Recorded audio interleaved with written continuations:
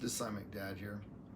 I want to do a video on something that I know I ran into with both of my narcissists, and from what I've heard, it sounds like a lot of other people are running into this issue also. What I'm referring to is social media, and specifically cell phones. At first it may sound very odd to do a video on that, since that's not about the narcissist or behavior itself. It's actually this external device. But at least, in my experience, it really fed into the narcissist gaining supply, and kind of really, you know, helping those behaviors and traits really perpetuate themselves throughout the day, throughout the night, etc. So, starting off with, I'll start with my ex-wife.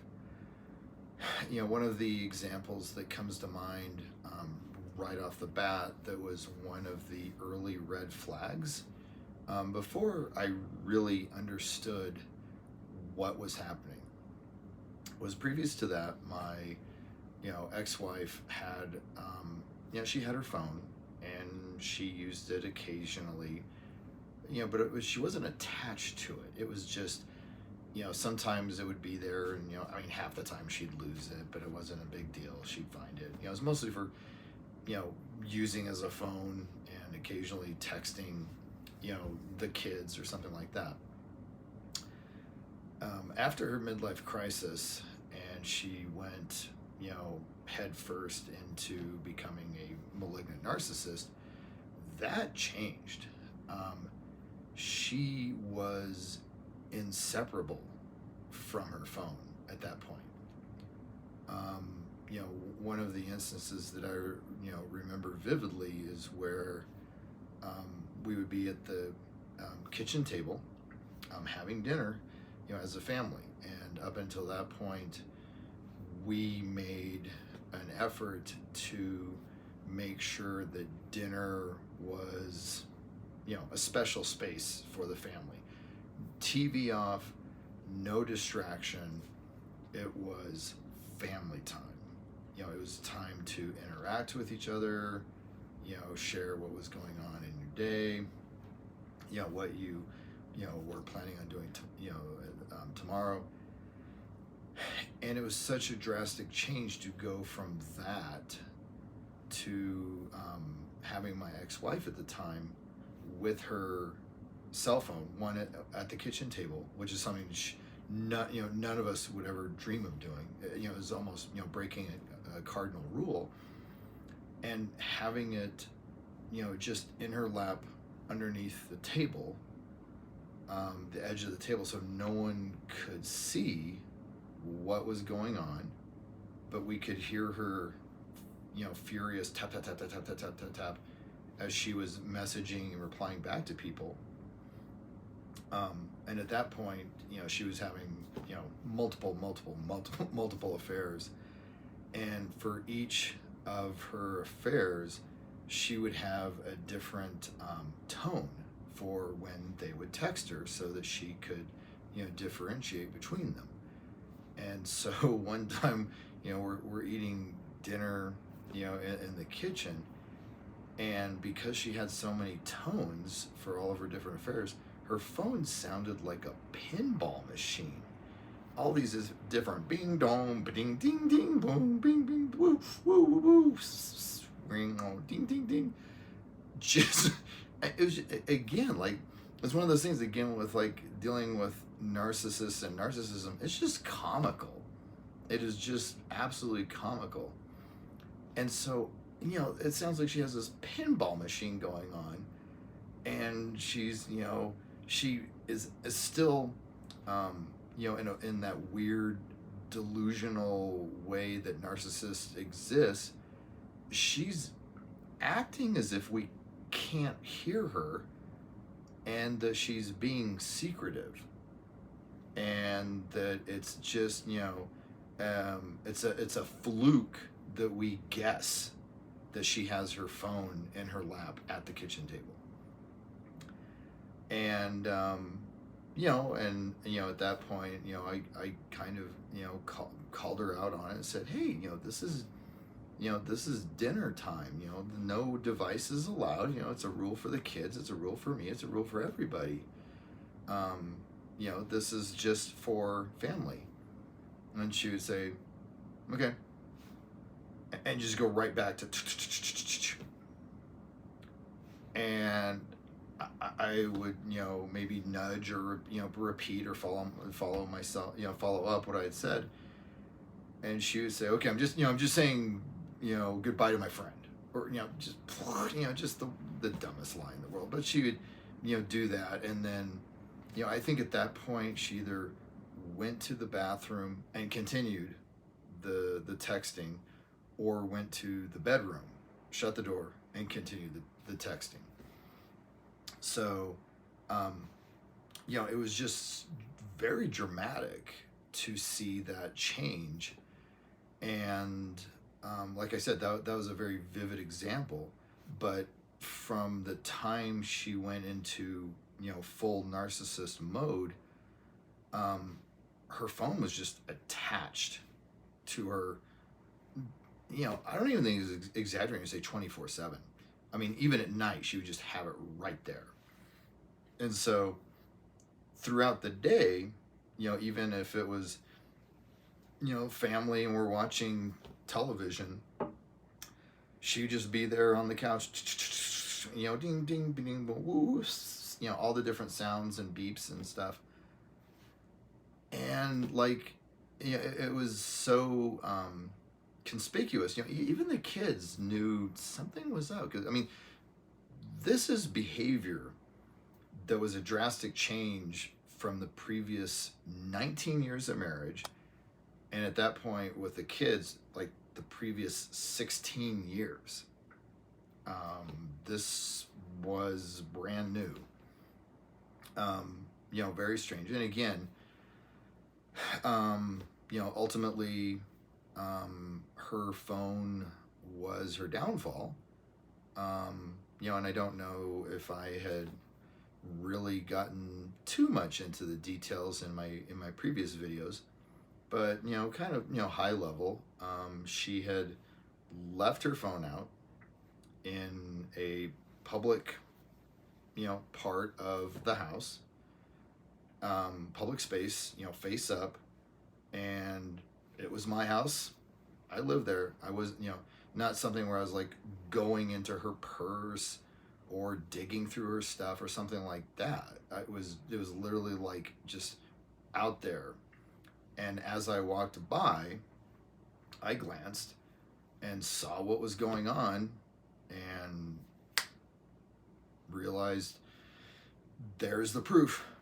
I knew that there was stuff going on for maybe at least a month, maybe two.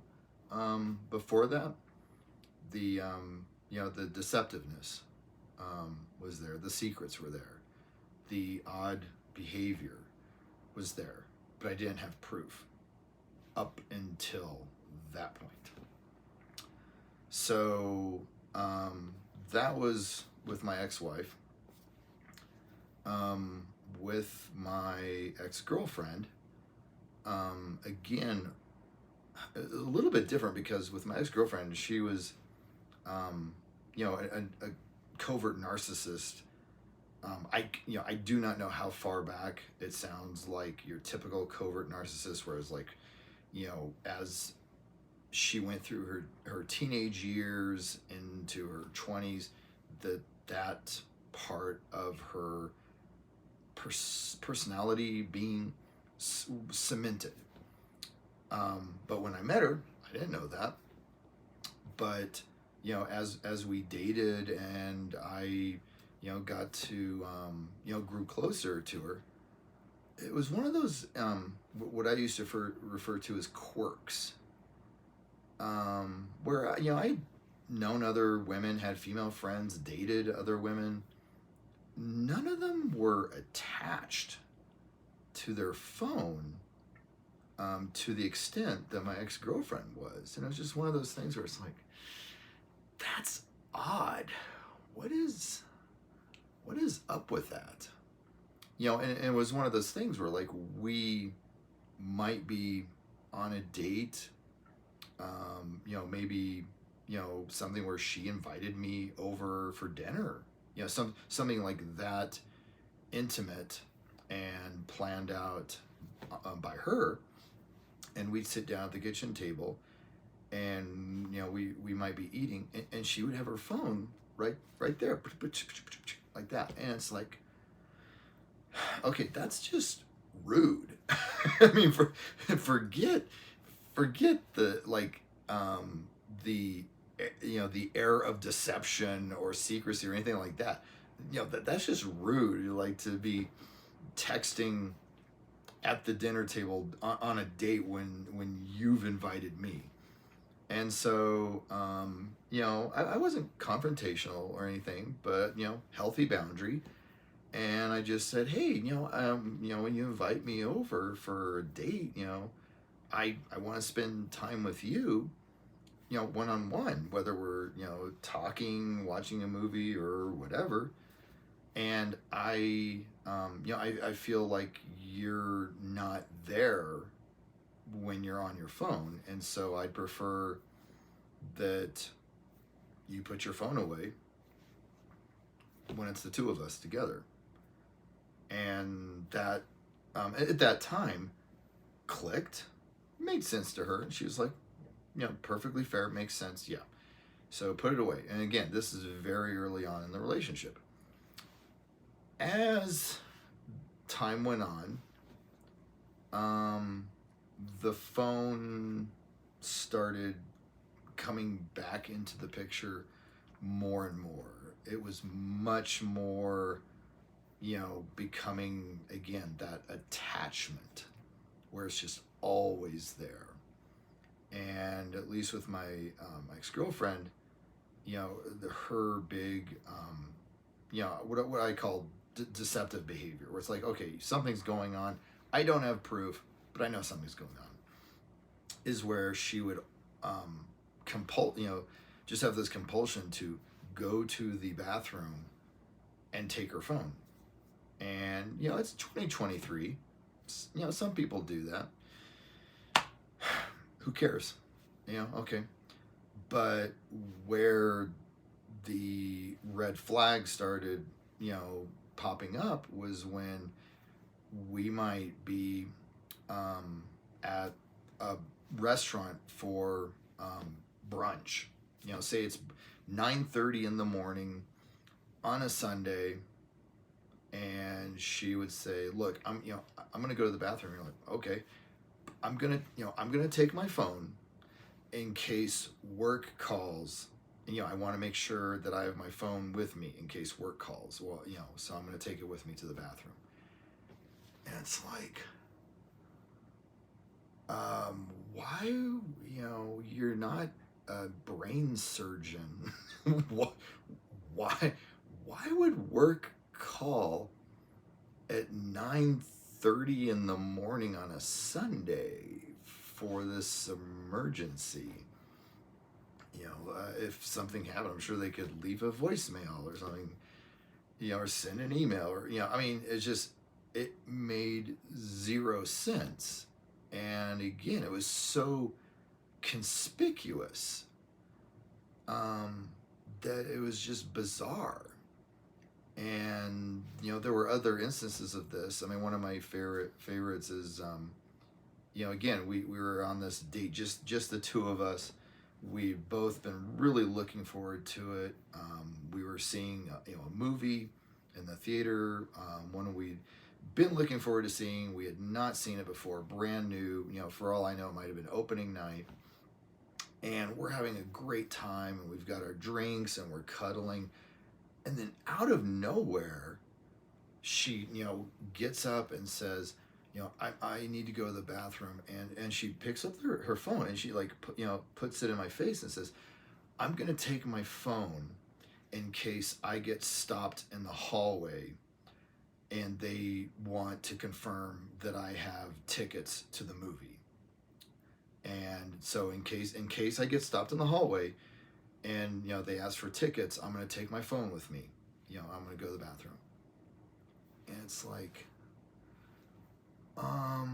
we've been coming to this theater for 6 years, and they've never in that entire time asked to see a ticket of anyone while they're walking through the hallway, towards the bathroom, from the theater. It was just a lie. I mean, it was just a bold-faced lie. And again, it was obviously a deception.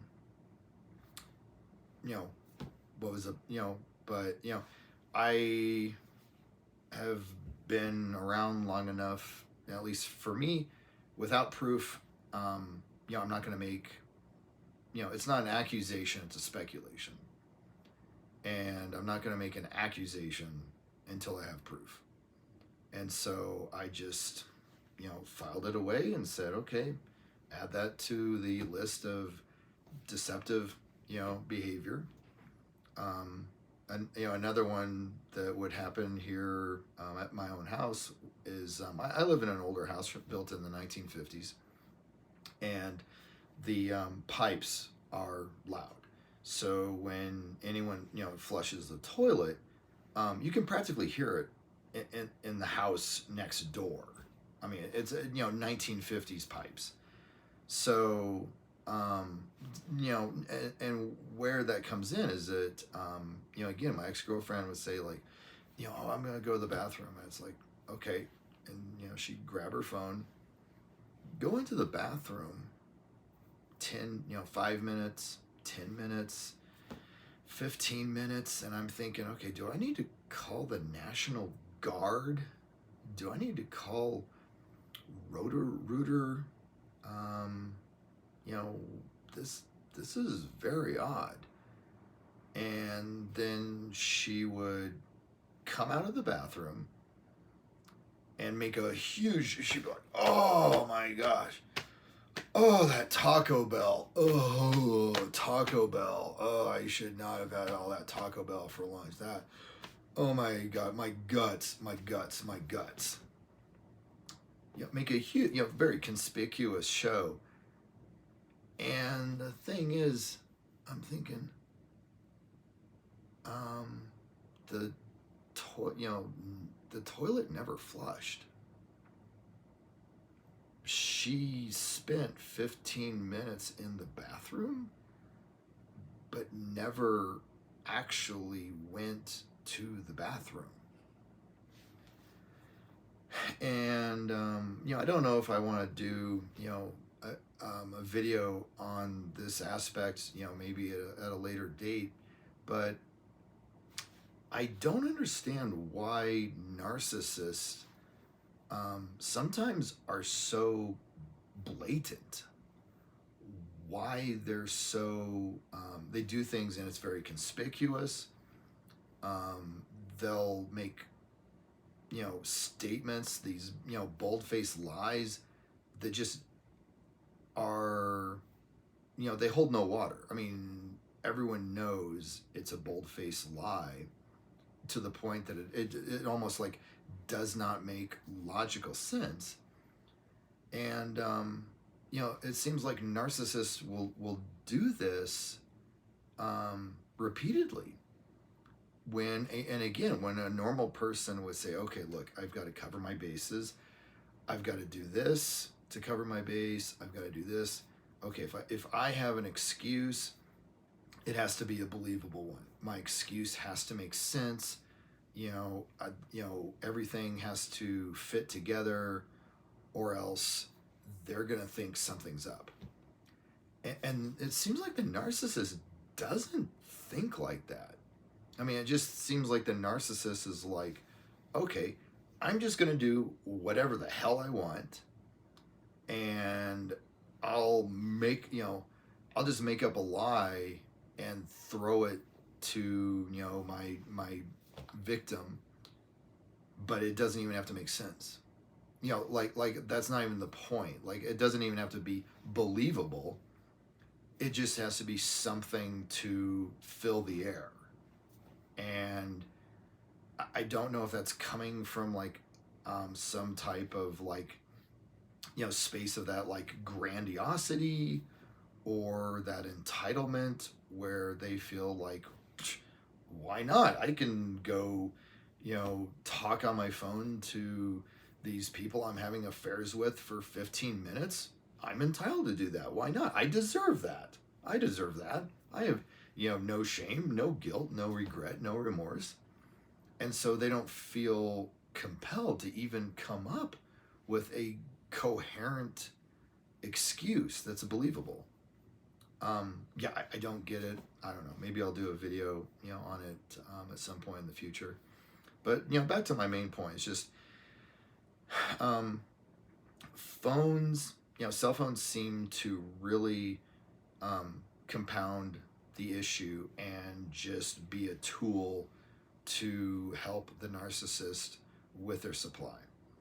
I know that with my ex-wife, that it was very much the dating apps, Tinder, etc. You name it, she was on it. That really fed into it. In addition to having all these men to text with.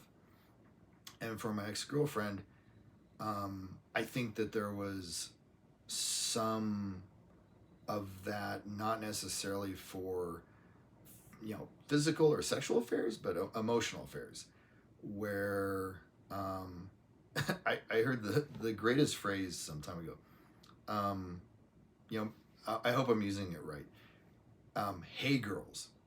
So basically, my understanding is a hey girl is that woman who wakes up in the morning, 7 a.m., and she has her like 10 guys that she's chatting with, kind of breadcrumbing, leading along, or whatever. Some she likes more than others, but she's gonna keep talking to all 10. And she'll wake up at like, at say, 8 a.m. and she'll just go down the list and she'll be like, hey, return, hey, return, hey, return. Go down the full list and then just sit back and wait for the responses. And that all she has to do is just say, hey, and they will start pouring on the supply. And she is in narcissist heaven. And so, my guess is that is much closer to what my ex-girlfriend was doing. And, on top of that, there's the obvious, where it's just simple, social media and kind of a example of how narcissistic our cultures become, where my ex-girlfriend was all about the selfies. Instagram, Facebook, I don't know if there were like other platforms that she was on, but just the, just the selfie and, some comment that didn't really make sense, but it was just like, oh, I'm just posting this to show off my shirt or something like that, and then wait for the attention and just bask in it.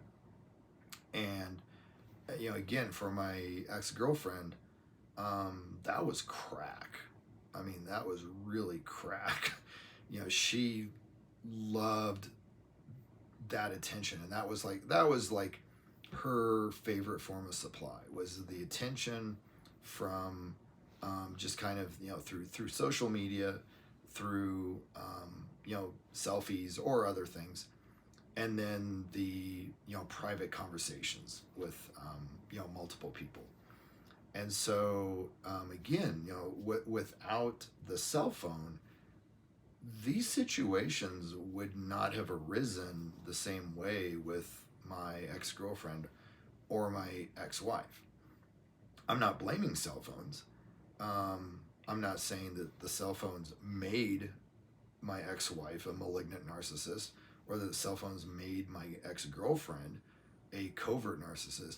What I'm saying is that they facilitated that to a huge degree, and that it really impacted the relationships of the people around them, because they were able to just accelerate the